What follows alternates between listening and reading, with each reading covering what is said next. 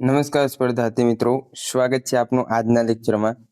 તો આજે આપણે પર્યાવરણનું જે પ્રથમ ચેપ્ટર છે તેના તમામ પ્રશ્નોનો અભ્યાસ કરવાના છીએ કે કેવા પ્રશ્નો પૂછાઈ શકે, કેવા પ્રશ્નો પૂછાયા હતા અને આમાંથી કેવા પ્રશ્નો બની શકે, એ તમામ બાબતોનો આપણે અભ્યાસ કરવાના છીએ। ને જેવી રીતે હવે આગળના લેક્ચરો એટલે કે ચેપ્ટર પતતા જશે તે પ્રમાણે આપણે એમની ક્વેશ્ચન સિરીઝ એટલે કે આ ક્વેશ્ચન છે તે પણ મૂકતા જઈશું, જેથી તમને ફાયદો થાય। ચેપ્ટર 1 પર્યાવરણ એન્વાયરમેન્ટ, આમાં કયા કયા ચેપ્ટરો લીધા છે તે તમને ખ્યાલ જ હશે। પ્રથમ પ્રશ્ન છે, એન્વાયરમેન્ટ શબ્દ કઈ ભાષામાંથી લેવામાં આવેલ છે?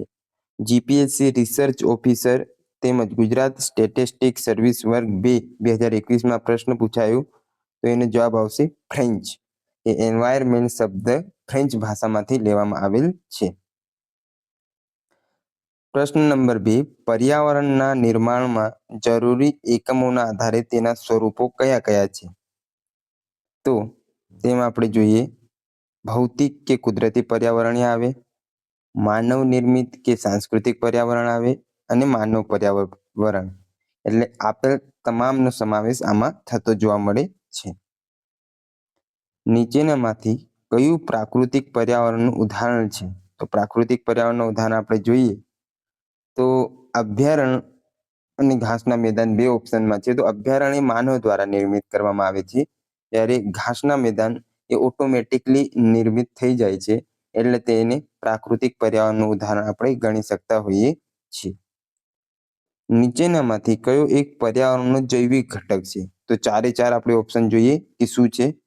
તાપમાન, તો એમાં જીવ હોતો નહીં, પાણીમાં જીવ હોતો નહીં, સ્થળાકૃતિ એટલે કે સ્થળની આકૃતિ, તો એમાંય જીવ હોતો નહીં, વિઘટકો એ સૂક્ષ્મ જીવો હોય, તો આપણે તેને જૈવિક ઘટક કહી શકતા હોઈએ છીએ।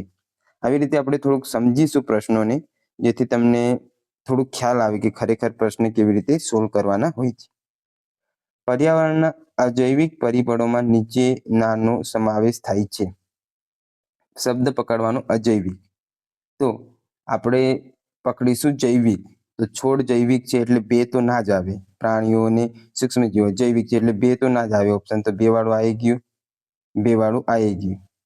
હવે બીજા જોઈએ, માટી, પાણી, સૂર્યપ્રકાશ અજૈવિક, તો એક વાળું હોવું જોઈએ, તો એક વાળું માત્ર આ છે, 1 અને 3, 3 જોવાની જરૂર નહીં, તેમ છતાંય તમને જોવું હોય તો, એટલે આવી રીતે તમારે કંઈક સ્ટ્રેટેજી બનાવીને ક્વેશ્ચન સોલ્વ કરવા પડતા હોય છે, અથવા આવી રીતે સોલ્વ કરવાના। મૃદાવરણ પૃથ્વીની સપાટીનો આશરે કેટલો ટકા ભાગ રોકે છે? તો આપણે જોયું તે મુજબ ચેપ્ટરમાં કે 29% ભાગ રોકે છે। ધોરણ 6 નું પાઠ 10 તમે જોઈ શકો છો, તેમાં આ પ્રશ્ન હશે। મૃદાવરણ બાબતે કયા વિધાનો સત્ય છે? તો ઉત્તર ગોળાર્ધ 61% જમીન ધરાવે છે। 61% જમીન એટલે 39% પાણી, તો ઉત્તર ગોળાર્ધને આપણે શું કહી શકીએ છીએ? જમીન ગોળાર્ધ। દક્ષિણ ગોળાર્ધ 81% પાણી ધરાવે છે, તો તેને આપણે જળ ગોળાર્ધ કહેતા હોઈએ છીએ। પૃથ્વીના પોપટાની 1 કિલોમીટર ઊંડાઈ જતા આશરે 30 ડિગ્રી સેલ્સિયસ તાપમાનમાં વધારો થાય, તો આ બંને વિધાન સાચા છે, તો એ અને બી બંને આવશે। ત્યારબાદ આગળ જોઈએ, પ્રકાશ સંશ્લેષણની પ્રક્રિયા માટે પર્યાવરણનો કયો ઘટક નિર્ણાયક ભાગ ભજવે છે? તો કયો છે? પાણી સાથે કંઈ લેવાનું ના હોય, જીવાવરણ અને મૃદાવરણ એમની સાથે બહુ કંઈ લેવાનું ના હોય, પણ વાતાવરણમાંથી પસાર થઈને સૂર્યપ્રકાશ આવે તો પ્રકાશ સંશ્લેષણની ઘટનામાં એ મહત્વનો ભાગ ભજવે છે, એવું આપણે ગણી શકીએ છીએ। સ્થળાવરણ લિથોસ્ફિયર લગભગ ખાલી જગ્યાની ઊંડાઈ સુધી વિસ્તરે છે, તો એ આવશે જવાબ 70 થી 100 કિલોમીટર સુધી। પૃથ્વી પર આવેલા જલાવરણ સંબંધિત કયા વિધાન સાચા છે? જલાવરણ સંબંધિત, તો પૃથ્વી પર કુલ 5 મહાસાગર, પેસિફિક, એટલાન્ટિક, હિન્દ, આર્કટિક ને એક બીજો કંઈક મહાસાગર છે, તે હાલ યાદ નહીં આવી રહ્યો, પણ 5 મહાસાગરો છે, અને પૃથ્વી પર જલાવરણ 73.3 માફ કરજો 71.3 જેટલું, એટલે કે 3/4 જેટલો ભાગ રોકે છે। 71% અથવા 3/4, એટલે કે ત્રીજા ભાગનું પાણી છે ને એક ભાગની જમીન છે, એવી રીતે, તો એ અને બી બંને જવાબ સાચા રહેશે। ત્યારબાદ પૃથ્વીના વાતાવરણના સંદર્ભમાં કયા વિધાન સાચા છે? તો એમાં માત્ર એક જવાબ આવશે. વાતાવરણની રચના 80 કિલોમીટરની ઊંચાઈ સુધી દરેક જગ્યાએ લગભગ સમાન હોય છે. આ સાચું છે. હળવા વાયુઓ વાતાવરણનું નીચલું સ્તર બનાવે છે. આ ખોટું છે. કારણ કે હળવા વાયુ તે ઉપર હોય ને ભારે વાયુ નીચે હોય છે. તો અહીંયા ત્યાં ખોટું, તો માત્ર એક જવાબ આવશે. થોડાક સમજવાના પ્રશ્નોને જેથી તમને ફાયદો થાય. નીચેનામાંથી કયો પૃથ્વીના વાતાવરણનો સૌથી ગાઢ ભાગ છે? તો ક્ષોભમંડળ, ટ્રોપોસ્ફિયર એટલે કે ટોપી, સૌથી પહેલા આવતો મંડળ તે ક્ષોભ આવરણ છે.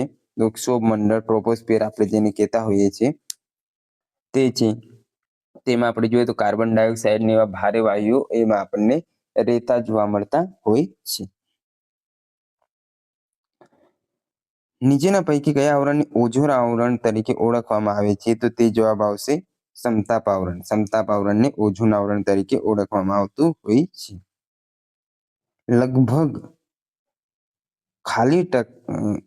ખાલી જગ્યા ટકા વાતાવરણીય ઓઝોન સમતાપ આવરણમાં હોય છે. તો કેટલા ટકા? 90%. હવે આમાં બે તો રિજેક્ટ થઈ ગયા, 40 ને 10 તો ના જ હોય.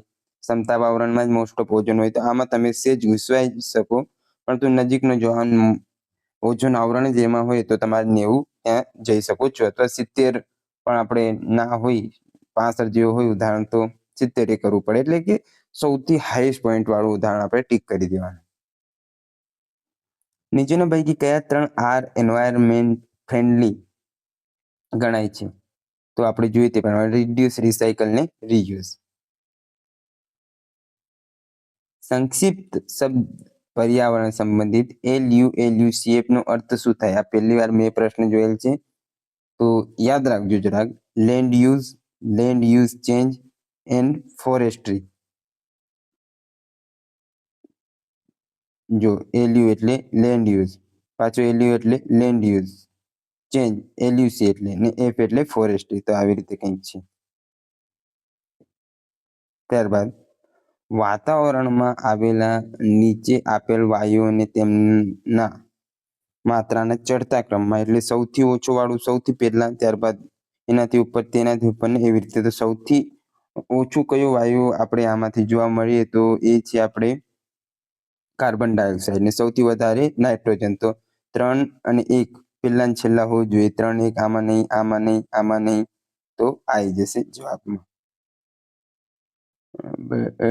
ચાલો થોડુંક 17માં સી જ આવે છે.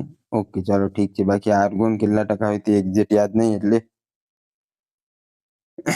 18મો પ્રશ્ન, વાતાવરણમાં ઓક્સિજન આશરે કેટલા કિલોમીટરની ઊંચાઈ સુધી જોવા મળે? તો 110 આપણે જોઈ ગયા છે. નાઇટ્રોજન 130 સુધી. વાતાવરણમાં કુદરતી સંતુલન માટે કાર્બન ડાયોક્સાઇડનું નીચેનામાંથી કયું ઇષ્ટતમ પ્રમાણ માનવામાં આવે છે?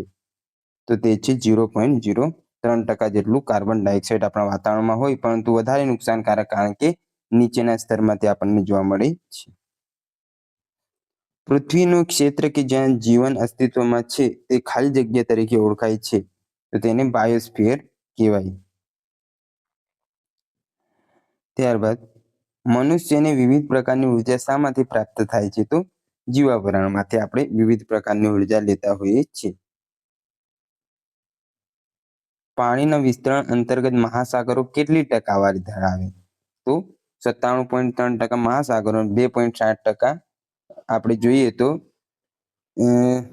મીઠું પાણી, એમ નદીઓ ને એ બધામાં. પ્રશ્ન નંબર 23, નીચેના પૈકી કયા ભારતના પર્યાવરણીય પ્રશ્નો ગણાવી શકાય? તો જંગલોનો સતત નાશ, એક આવે, ચાલો 3 એમાં એક છે. વિશાળ બંધો અને સિંચાઈ યોજનાઓ, 3 આવે, 3 આમાં નહીં, 3 આમાં નહીં, 3 આમાં નહીં, 3 આમાં છે. તો આ જવાબ સાચો. અણુમથકો આવે, ભોપાલ ગેસ દુર્ઘટના જેવી, આ 4 આમાં પછી આવી જાય, તમારે જોઈ લેવાનું. આવી રીતે થોડાક પ્રશ્નો સોલ્વ કરવાના. પૃથ્વી પર ઉપયોગી એવા મીઠા પાણીનો જથ્થો કેટલા ટકા છે? તો 2.7%. 97.3 આપણે પેલી બાજુ જોઈ ગયા, 2.7 આ બાજુ, એટલે ટોટલ 100% જેવું આપણે અહીંયા પ્રાપ્ત થઈ જાય છે. પ્રશ્ન 25, ઇકો માર્ક ભારતના કયા ઉત્પાદનોને આપવામાં આવે છે? તો તે પર્યાવરણ સાનુકૂળ હોય તેમને આ ઇકો માર્ક આપવામાં આવતું હોય છે. ગ્રીન બોગસ સંજ્ઞા ખાલી જગ્યા સાથે સંકળાયેલી છે. તો પર્યાવરણ અને જંગલ સાથે સંકળાયેલી આ સંજ્ઞા છે. આમાં બીજા ઓપ્શન ભારતીય અંતરિક્ષ કાર્યક્રમ, ભારતીય સૈન્ય, કૃષિ, આવા થોડાક તમારે યાદ રાખવાના કે આવા ક્વેશ્ચન હોય તો આપણે અટવાતા જ હોઈએ છીએ, કારણ કે ઓપ્શન જ એવા ડેન્જરસ હોય. એટલે આ પૂછાયેલા પ્રશ્નો છે, એટલે થોડાક ધ્યાન આપવા. ઇકો માર્ક બાબતે કયા વિધાન સાચા છે તે જણાવો. તો આ certificate bureau of Indian standard દ્વારા આપવામાં આવે છે. ને ઇકો માર્કની શરૂઆત 1991માં કરવામાં આવી હતી. તો મિત્રો, પ્રથમ પ્રકરણના પ્રશ્નો આપણે અહીંયા પૂર્ણ થાય છે. આશા છે આજનું આ નાનું અને ઉપયોગી લેક્ચર આપને ગમ્યું હશે. મળીએ નવા લેક્ચરમાં. ત્યાં સુધી જોડાયેલા રહો અને સતત રિવિઝન કરતા રહો, કારણ કે રિવિઝન વગર સફળતા મળવી લગભગ ઇમ્પોસિબલ થઈ જતી હોય છે. મળીએ નવા લેક્ચરમાં. ત્યાં સુધી જોડાયેલા.